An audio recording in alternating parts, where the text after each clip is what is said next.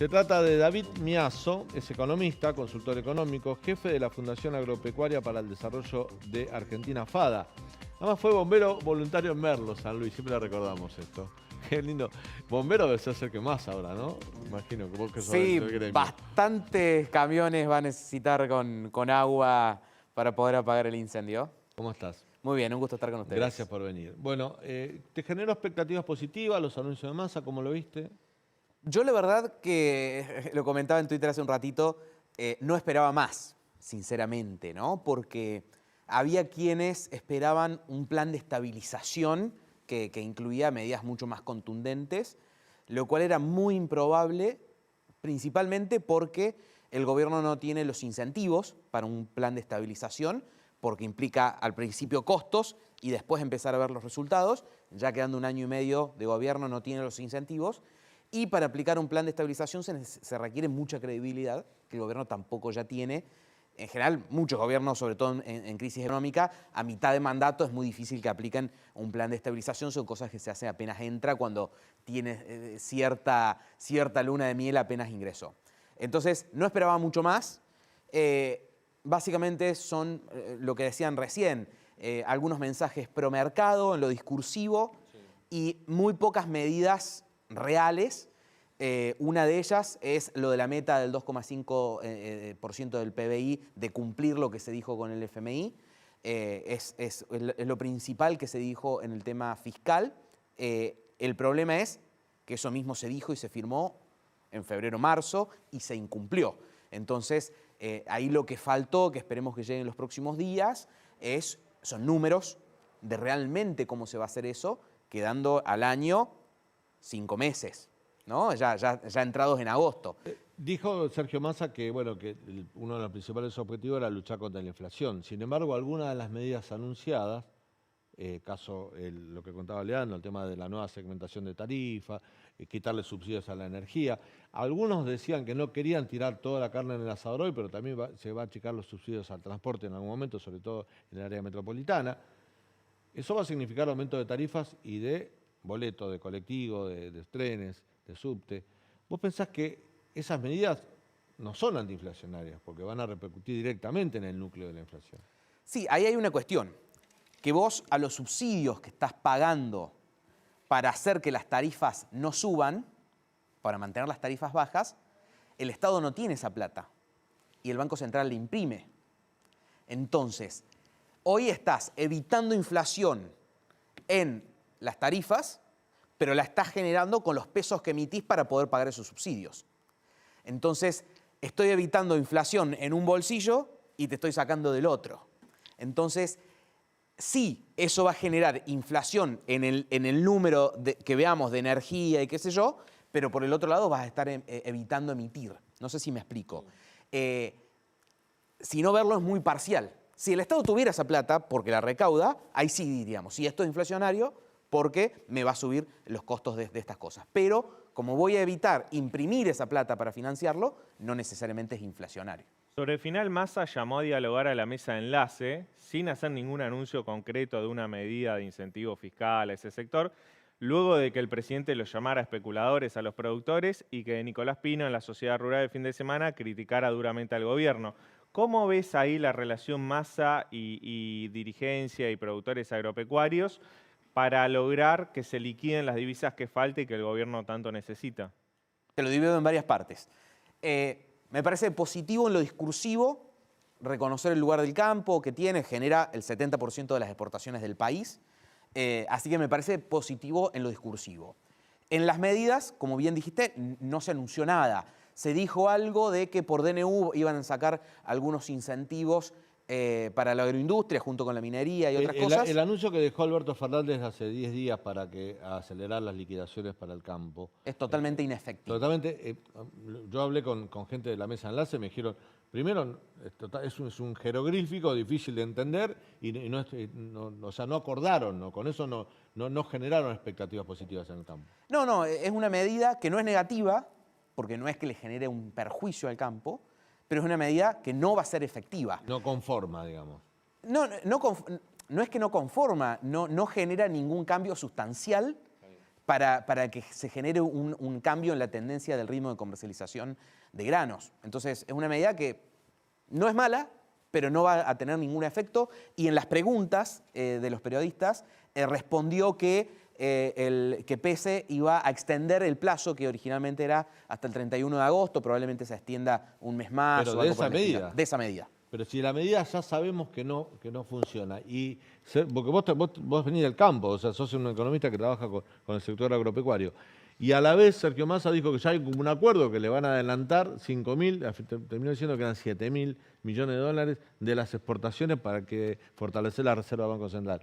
Algo les debe haber prometido que no lo quiso decir hoy. No, es que él lo planteaba muy bien. El campo, todas las cadenas, granos y el resto, este año va a generar exportaciones por 60.000 millones de dólares. Dividido 12 meses, como para tomar un promedio simple, son 5.000 millones de dólares por mes. Y dijo que en 60 días iba a lograr 5 o 7. Es lo que se iba a exportar sin ningún tipo de acuerdo.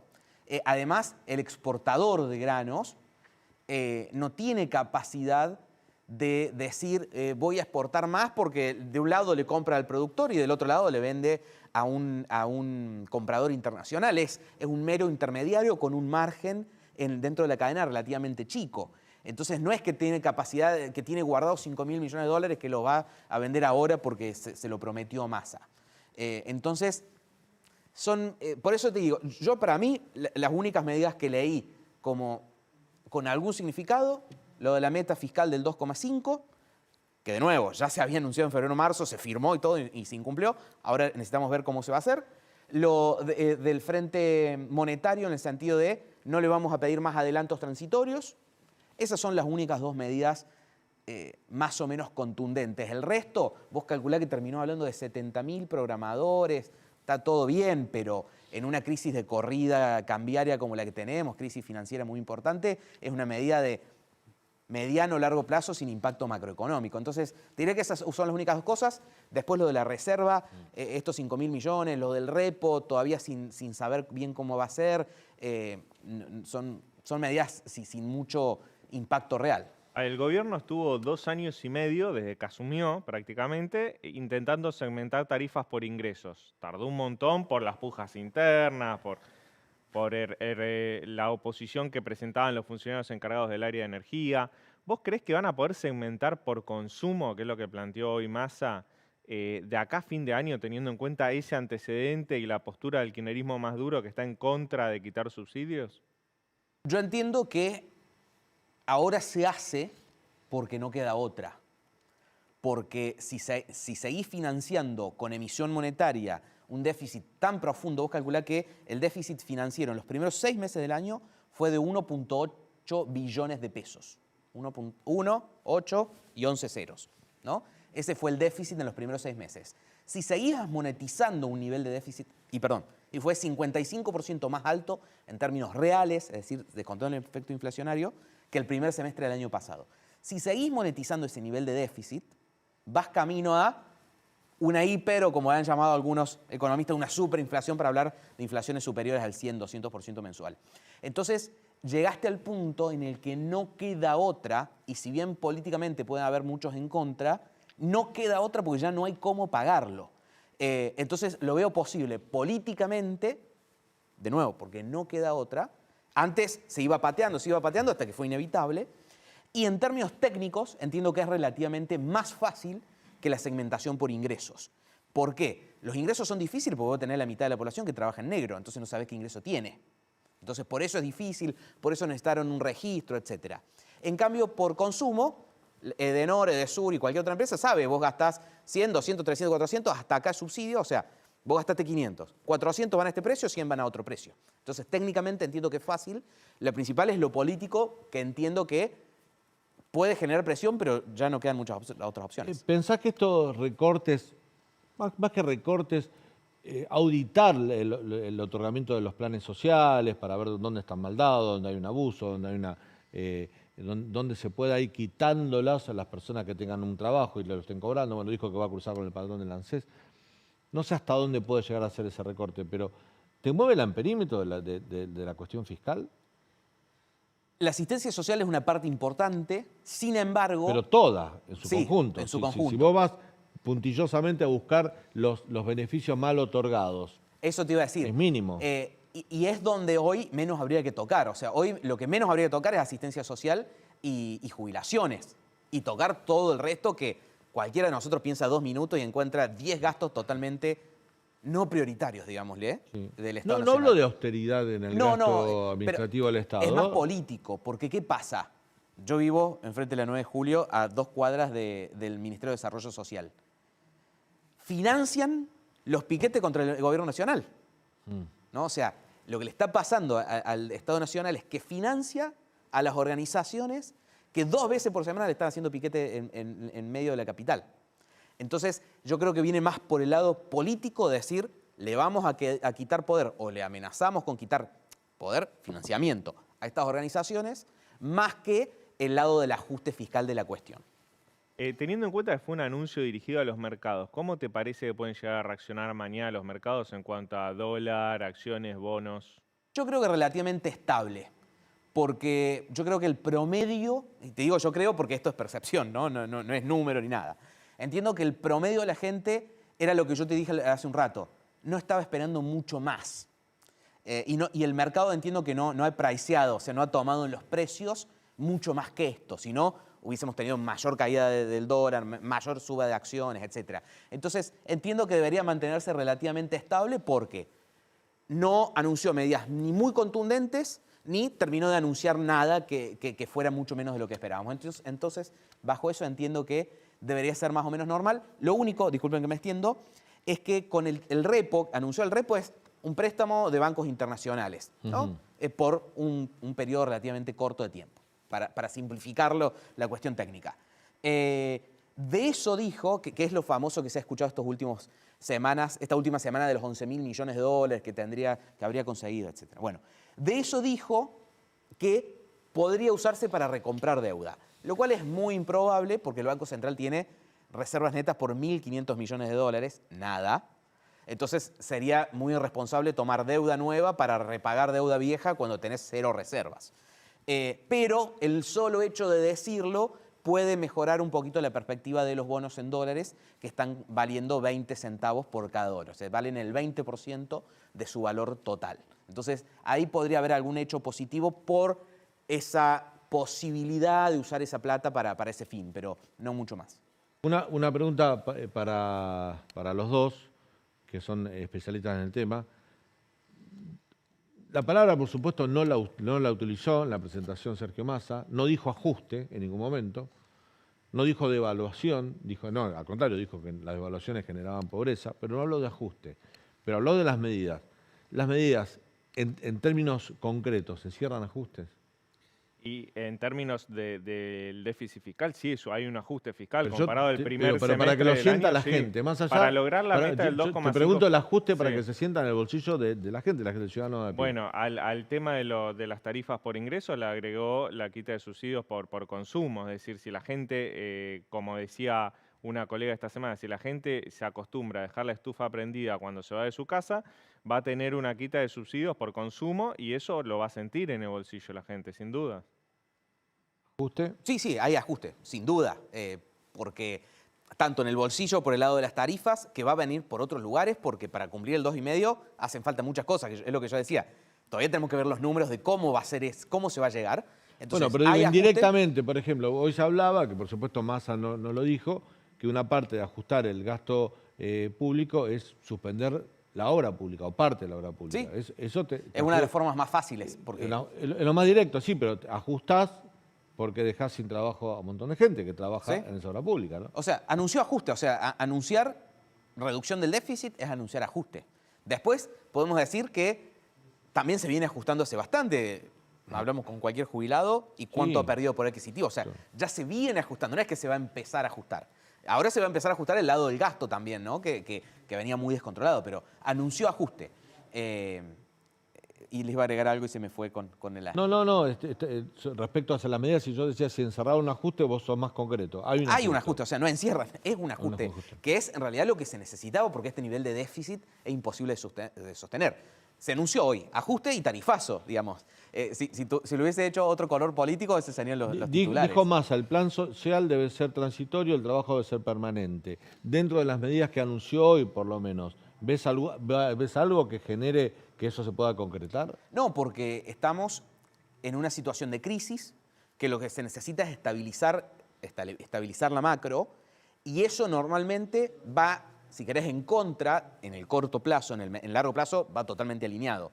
Pero en el corto plazo va en contra de la generación de empleo, porque significa subir tasas, tener una política monetaria más restrictiva, menos gasto público, menos obras y muchísimas otras cosas. Entonces, en el corto plazo son restrictivos. Esto significa que enfría la actividad. Enfrían la economía, ¿no? Que uno entiende, son tan grandes los desequilibrios que necesitamos para después en algún momento poder crecer de verdad. Pero en el corto plazo no van a generar empleo todas estas medidas. ¿Crees que van a, perdón, Leandro, ¿crees que van a seguir interviniendo en el mercado, en el tipo de cambio del dólar desde el Banco Central como lo hicieron esta última semana? No hay dólares. El Banco Central no tiene un dólar partido Quemaron por la 600 mitad. millones en 5 días. Sí, y lo van a seguir quemando mientras el tipo de cambio oficial siga en 130. Ahora, eso es interesante porque y eso es lo que estamos ibas en a un decir. contexto de corrida cambiaria y no hubo ningún tipo de anuncio con respecto a una devaluación. ¿Por qué te parece? Mira, yo me gusta decir una cosa. El peso ya se devaluó. La gente está dispuesto a desprenderse de los pesos a 300 pesos por dólar. Entonces, el peso ya se devaluó. El gobierno todavía no lo reconoció en el tipo de cambio oficial, que está restringido a exportadores y importadores, ninguno de nosotros puede acceder. Entonces, y que cada vez con mayor cepo. Entonces, el peso ya se devaluó. El tema es cuándo lo reconozca el Banco Central, el gobierno en el tipo de cambio oficial. Y lo cierto es que frenar la sangría de reservas, la única forma que existe en Argentina y en cualquier país del mundo, es que suba el tipo de cambio oficial. No hay otra forma. Ahora, ¿por qué no lo anunciaron hoy? Porque subir hoy, devaluar, para decirlo de alguna manera, subir el tipo de cambio oficial hoy, con todos los otros temas desanclados, el lado fiscal, el lado monetario, la incertidumbre totalmente desancladas, te genera un impacto rapidísimo en la inflación.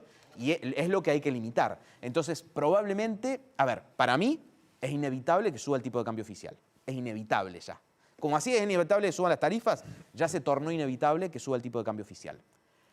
Probablemente venga después, una vez que genere credibilidad en los frentes fiscales y monetarios y que se le crea lo que dijo que iba a hacer. Es cuestión de tiempo. Para mí es una cuestión de tiempo. Algo dijo, ¿no? Vos me decías que esto va a ser para el próximo semestre.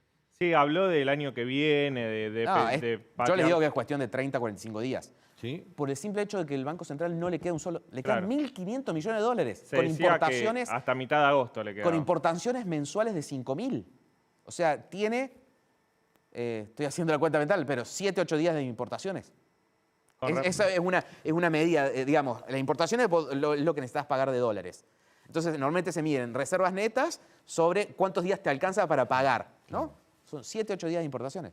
Es nada. Algo interesante que Sergio Massa anunció en la conferencia, financiamiento de organismos multilaterales, entre ellos el BID y la CAF. Es interesante saber que 4 senadores republicanos de Estados Unidos le pidieron al presidente de Estados Unidos que el BID no le otorgue más préstamos a la Argentina. Massa tiene muy buena relación con Mauricio Claver Carone, que es el director general del BID, y que esta noche, esto es para seguir la relación diplomática y cómo se mueve el gobierno argentino, esta noche Nicolás Maduro, en un acto transmitido por Telesur, Sí. le pidió al gobierno argentino... Le exigió. Sí, que le devuelva el avión de Emtrasur que está incautado aquí en la Argentina por la justicia argentina, investigando qué hacía ese avión y por qué vino a la Argentina. Bueno, Nicolás Maduro exigió que el gobierno argentino le devuelva ese avión, llamó un bien que fue robado, como tantos otros, dijo Nicolás Maduro, y exigió eso. Bueno, Un día después que la justicia de Estados Unidos pidió incautar ese incautarlo. avión. Es interesante cómo se mueve el gobierno argentino teniendo en cuenta que Massa necesita a Estados Unidos para destrabar el financiamiento de bancos multilaterales y que al mismo tiempo Venezuela exige la devolución del avión. David, gracias por tu visita. Un gusto conversar con Excelente, ustedes. Leandro. Gracias. Nos vamos.